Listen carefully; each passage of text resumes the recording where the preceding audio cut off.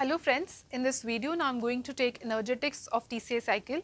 Be it any exam in biochemistry, this topic is very important. In fact, energetics of all the pathways of biochemistry is very important. So in this video I am going to cover it for Tca cycle. So in order to take this topic, we have to do Tca cycle, but in very short form I am going to take this topic. So Tca cycle starts from oxaloacetate. This 4-carbon oxaloacetate will combine with 2-carbon acetyl-CoA and they both join to make first compound of Tca cycle, that is citrate, which is obviously a 6-carbon compound, that is 4 plus 2 is 6-carbon citrate. Citrate gets converted to isocitrate, which is also a 6-carbon compound, just the isomer of citrate here. Then isocitrate gets converted to alpha ketoglutarate, which is 5-carbon compound, and here obviously there is removal of 1 carbon dioxide, 1 carbon is removed because a 6-carbon compound getting converted to 5-carbon compound. And the enzyme here is isocitrate dehydrogenase. Whenever dehydrogenase, then either NAD or FAD will take hydrogen and will form NADH. And you know this NADH will go into ETC to give ATPs, right? Let's see the next step.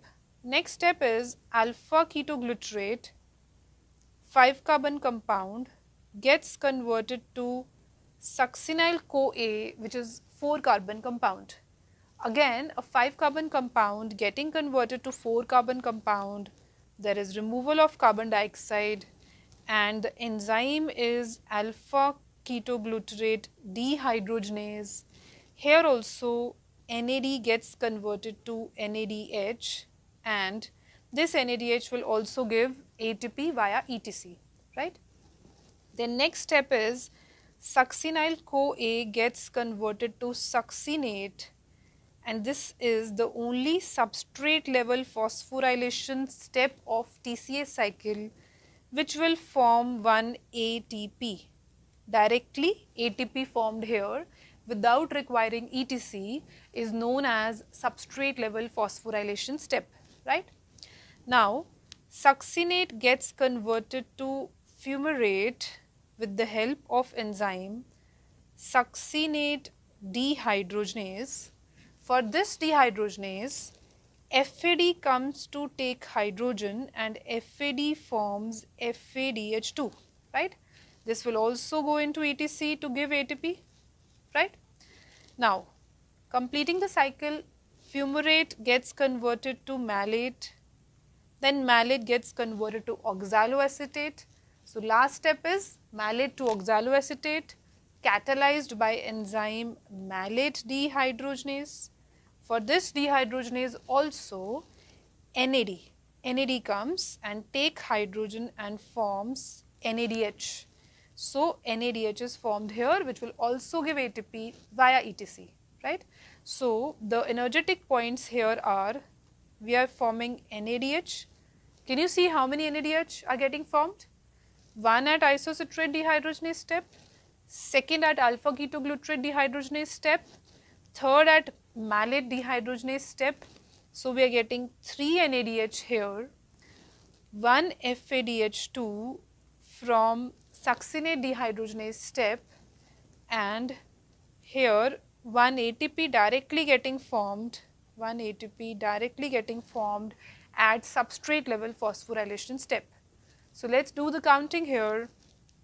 3 NADH, each NADH gives 2.5 ATP via ETC. So this total is 7.5 ATPs from NADH. 1 FADH2 via ETC gives 1.5 ATP and substrate level phosphorylation step is directly forming 1 ATP and this total comes out to be 10 ATPs per acetyl-CoA. from 1 acetyl-CoA. Be careful, it is not from 1 glucose. It is from 1 acetyl-CoA. 1 acetyl-CoA gives 10 ATPs per Tca cycle.